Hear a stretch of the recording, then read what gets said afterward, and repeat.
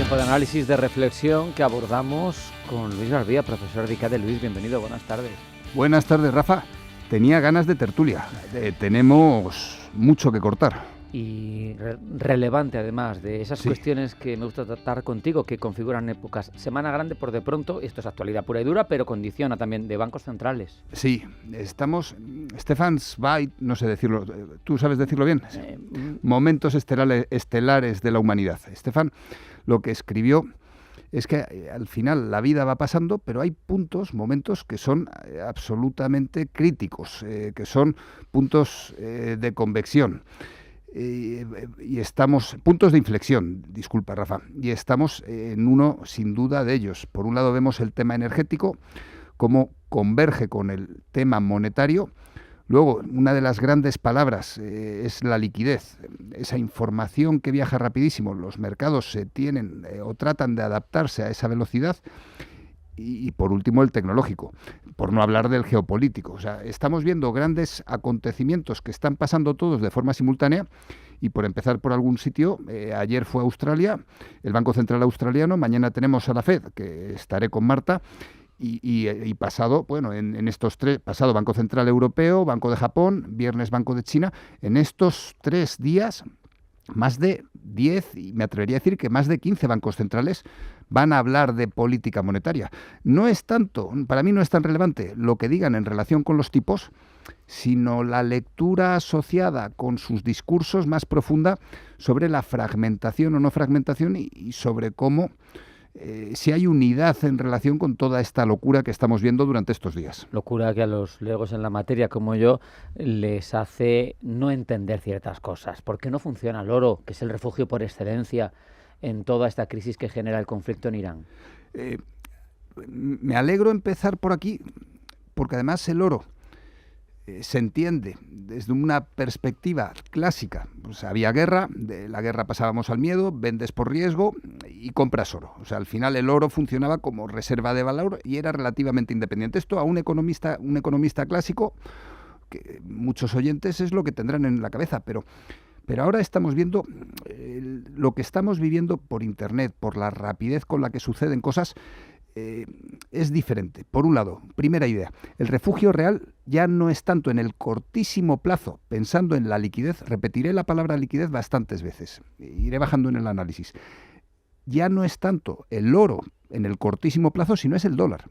O sea, necesitamos dólares. Es que teníamos un dólar sin tono y está evolucionando al contrario de lo que esperábamos o de lo que venía haciendo en los últimos meses. Eso es. En principio, si hay un problema, si hay crisis, si hay riesgo, ¿la gente qué hace? Vende todo para tener una posición de liquidez y desde la liquidez tomas decisiones, que esto es lo que Warren Buffett hizo pues hace ya en octubre. O sea, tiene una posición de líquida, pues tiene, no sé si es el 60%, más de 200 billions en liquidez. Pero siguiendo con el oro, muy rápido.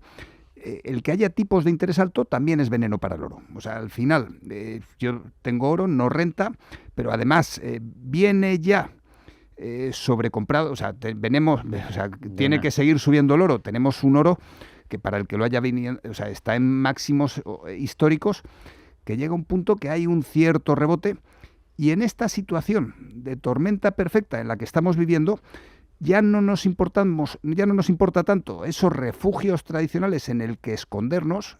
Estoy pensando no solo en el oro, sino en los bonos, en el Bitcoin, sino frente a la crisis que viene, que es conjunción de inflación, tipos y déficit.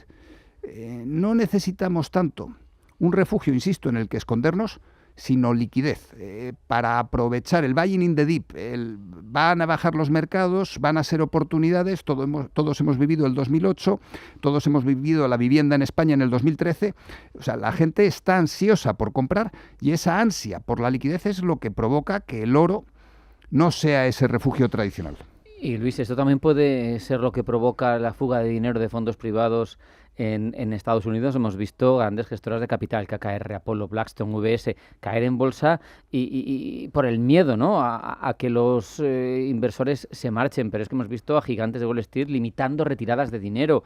Lo hemos visto hacer a Morgan Stanley, a Cliffwater. Esto no parece lo que uno espera de Estados Unidos. Claro, a ver, no es lo que uno espera. hay una canción maravillosa, que los más viejos del lugar la conocerán, que es Hotel California, de los Eagles, o al menos yo he oído que la cantaban los Eagles. El Hotel California es un sitio en el que era muy fácil entrar, es una metáfora de la droga. Podías salir cuando quieras, dice la letra, pero todo el mundo se quedaba allí. Pues un poco estos grandes fondos de inversión juegan con la misma metáfora. Tú puedes subirte al carro de los fondos de inversión cuando quieras. En principio, en teoría, puedes salir cuando quieras, pero la realidad es que no es tan fácil salir. Y vuelvo, que sea fácil salir es liquidez. O sea, al final, tienes una trampa de liquidez en relación con este capital privado que, si las cosas van bien, o sea, aquí hay otra historia. O sea, venimos de un tiempo durante la pandemia y previo a la pandemia que el dinero estaba regalado. O sea, ¿qué han hecho estas grandes gestoras? Ir acumulando liquidez, pero que ellos iban materializando en la forma de activos. En el momento en el cual la gente desinvierte, por lo mismo, por lo que estábamos hablando antes del oro. O sea, yo necesito tener dólares, necesito tener dólares porque sé que va a haber oportunidades. Tengo un poco de miedo asociado con estos grandes vehículos y acabamos cayendo en la profecía autocumplida. Al final no hay problemas porque no hay problemas. Pero en cuanto ha habido problemas en los últimos 15 años, ¿cómo se han resuelto los problemas? Y estoy pensando en Silicon Valley Bank, estoy pensando en Lehman Brothers, estoy pensando en la crisis de deuda griega, en la crisis, ¿cómo se han resuelto? Con liquidez inyectada por los bancos centrales. De forma tremenda. Por lo tanto, en cierto modo... La liquidez con la inflación no se llevan bien, porque yo tengo mucha liquidez, pero pierdo valor de mi liquidez con ese proceso inflacionista contundente. O sea, evidentemente, el problema es que frente a la inflación, los poderosos están vacunados.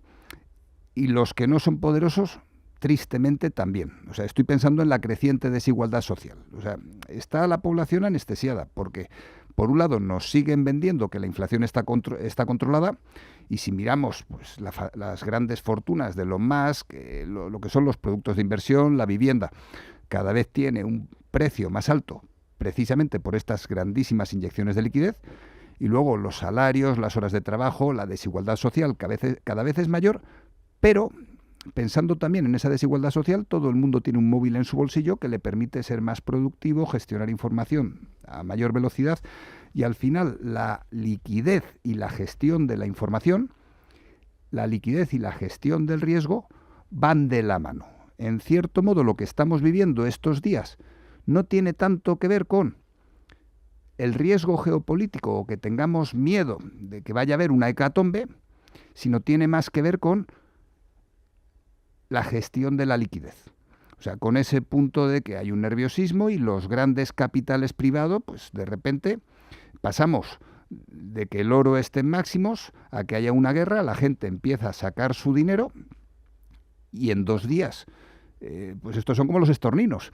En 2 días hemos visto cómo los grandes fondos de inversión pues pierden un 30%. No sé si es un 30% la cantidad, pero está sacando la gente el dinero. Has mencionado un par de veces la palabra geopolítica, y también recuerdo que has mencionado que más allá de guerras, que son tremendas y condicionantes, y de interrupciones del suministro de crudo que condicionan, pero que para ti la referencia es esa reunión pospuesta Trump-Xi Jinping, que primero Trump ondeó como una herramienta de presión en cuanto a posponerla, ahora amaina un poco en su tormenta y templa gaitas, dice que no, que es la guerra, que no puede, pero en cualquier caso está pendiente y es relevante. ¿Por qué? Sí, a ver, yo tengo la sensación, que lo he comentado varias veces, que están todas las cartas marcadas. O sea, estamos viendo una partida en la cual los grandes jugadores, de hecho, no juegan, sino que teatralizan esta situación. Trump, cuando gana las elecciones, además de decir, de decir que no iba a pegar un tiro, dijo que iba a acabar con los 2 grandes conflictos, con Ucrania e Israel en aquella época, en menos de 24 horas. La realidad es que no ha sido así y le está llevando terminar con esos grandes conflictos un poquito más de las 24 horas. Pues en ese sentido, la reunión con China yo no creo que sea parte de un proceso de negociación, sino más bien la negociación ya se ha producido y la reunión con China es la guinda de un pastel. Es una reunión en la cual Xi y Trump se van a dar, no sé si la mano o un abrazo, pero en un mundo, o al menos es el deseo que tienen, en un mundo ya ordenado y tranquilo después de todas estas tormentas que estamos viendo. Lo de Venezuela fue rápido y se resolvió en días. Me da la sensación de que alguien en la Casa Blanca llegó a pensar que lo de Irán iba a ser igual de rápido y se iba a resolver en días. No contaron con toda la variedad étnica, pues que por un lado tú tienes a los pastunes que son suníes, luego tienes en Irán que son chiíes, pero al final, por mucho control que tengas sobre el ayatolá, pues la gente que tiene hambre y está armada sigue dando tiros. O sea, al final les está costando controlar el conflicto, que no es Irán, que es Irán, Afganistán, Pakistán. Les está, tanto a China como a Estados Unidos, a través de sus proxies, de Israel y Pakistán, les está costando controlar estos conflictos, y tengo la sensación de que es una patada hacia adelante. Posponen para que cuando se den el 31 de marzo estaba a la vuelta de la esquina. Yo creo que al 31 de marzo no iban a llegar con todo resuelto. Ya ha llegado a decir Trump en algún discurso que ellos ya habían ganado la guerra. Obviamente no es así. Insisto, tengo la sensación de que quieren llegar a la reunión, a la cumbre, con todo el trabajo ya hecho. No sé si tu argumento recoge o te parece bien que ese abrazo que tú consignas sería el apretón de manos de dos potencias revisionistas a partir de la presencia en la Casa Blanca de un presidente con una visión transaccional del mundo y no multilateral. Sí, y no solo bilateral, sino en este caso yo creo que es un trío, pensando en Rusia también. Y si me apuras, pensando en Pakistán y la relación que tiene China, también metería a Modi. O sea, en este mundo multilateral en el que estamos entrando, de las pocas certidumbres, de las pocas certezas que tengo, es la desaparición, la voladura controlada de la ONU. Es curioso, pero esto yo creo que es algo que a Rusia le tiene que hacer mucha ilusión. La desaparición también de la OTAN, con lo de Groenlandia ha quedado claro, y estamos viendo un nuevo entorno competitivo en el cual Trump es el protagonista, tiene todos los focos, y en cierto modo, antes de que llegara Trump, se hablaba mucho de los BRICS. Ya no se habla del conflicto de Ucrania tanto, ya no se habla tanto de China y de los vehículos eléctricos. El discurso está mucho más controlado, pero en el fondo quien controla la nueva situación geopolítica, o al menos una gran parte de ella, es Rusia, India, son los BRICS. Y ahí, por mucho, o sea, Trump nos hace un teatro. Vuelvo a decirte lo que ya dije la semana pasada. Si tú eres el dueño del casino, ¿qué más da que las fichas del casino sean dólares? Pensando en que China es el dueño del casino. Por cierto, dólares. Trump tiene en las elecciones de mitad de mandato, prometió en campaña electoral, también lo he dicho yo alguna vez, $2 el galón de combustible, está a $5. Es alucinante. Yo no sé cómo va a entender o a transformar en votos el elector medio estadounidense esta deriva. No, a ver, tiene una situación interna complicadísima, que yo, por la vía constitucional, no le veo ninguna solución a Trump, y espero que no vaya por ningún otro camino. Al final, las variables económicas, las promesas que ha hecho, que no iba a entrar en ninguna guerra, los $2 el galón, tiene una situación muy complicada, por no hablar además de todos los escándalos en clave personal, su familia con las cripto, el caso Epstein.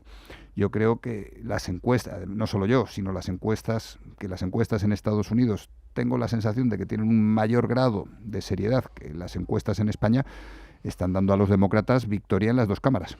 No sé si sabes, leí hace un tiempo que la tradición de pulsar entre los ciudadanos estadounidenses la aprobación que merece o no el presidente era de largo recorrido, de décadas, data desde hace muchas décadas, un estudio que hacía Gallup, y que se ha suspendido por presión de la Casa Blanca, por primera vez, lo que te digo, no sé si en 80 años o algo así, porque las cifras que estaba dando eran las peores de la historia. El problema es que la democracia tiene estas cosas. O sea, que tú, por mucho que seas totalitario, a la población le tiene que gustar. Y en este caso, a mí personalmente, la visión económica de Trump del mundo, si fuera para una película, me encantaría, me convencería, pero desde un punto de vista económico, tanto tradicional como moderno. El comercio es una fuente fundamental, la cooperación, la construcción, que tú puedes ser transaccional desde el punto de vista de la empresa, pero es que estamos hablando de un país y el objetivo de un país es que haya estabilidad para que las empresas dentro del país puedan desarrollar su actividad. Trump lo que está consiguiendo es crear incertidumbre. Ahora mismo, si tienes que elegir entre estudiar en Estados Unidos o estudiar en cualquier otro país, cada vez hay más estudiantes que deciden estudiar en cualquier otro país por el tema asociado con la inseguridad jurídica. Con las empresas, Rafa, sucede lo mismo. Por cierto, la inseguridad jurídica, qué importante es no tener inseguridad jurídica, ¿verdad? Esto nos toca además recientemente, nos toca también en nuestro país. ¿Cómo está condicionando eso la ejecución, la posibilidad de que haya inversiones en un país? Porque es un asunto que no es exactamente de lo que estábamos hablando, pero al final, hoy, por ejemplo, y es 17 de marzo, hoy se produce la declaración en favor de una justicia independiente para defender el Estado de Derecho, la independencia del Poder Judicial en la Fundación Ortega Marañón. Yo creo que eso es algo importante, ¿no? Necesario en nuestro país también. No solo es importante, es absolutamente fundamental. Estoy pensando en la sentencia del Tribunal Supremo estadounidense en la cual le metía una colleja importante a Trump diciéndole, cuidado que eso de lo pongo en clave español, que eso de los reales decretos legislativos no puedes quitarle poderes al Congreso. O sea, la separación de poderes es básica y ojalá en España alguien le metiera una colleja equivalente, en este caso a nuestro gobierno, por usar el Real Decreto que está en la Constitución para casos de emergencia. Pues usar el Real Decreto para legislar de forma constante. Eso es inseguridad jurídica, Rafa, y eso es una voladura al sistema económico nacional.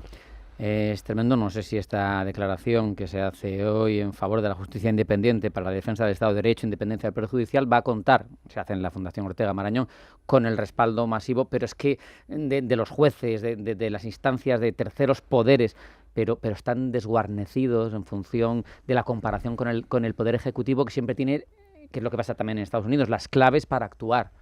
Sí, a Pedro Sánchez hay que reconocerle un mérito y es que en varios momentos ha conseguido unificar contra él a todo el poder judicial y legislativo.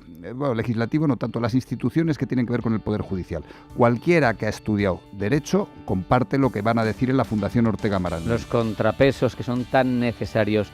Luis Garbía, profesor de ICADE, muchas gracias. Un abrazo. Gracias a ti, Rafa. Nos vamos al boletín de la 1 de la tarde. La Lotería Blanca del Tronco, no se lo pierdan. Sigue Media Sesión en Radio Intereconomía.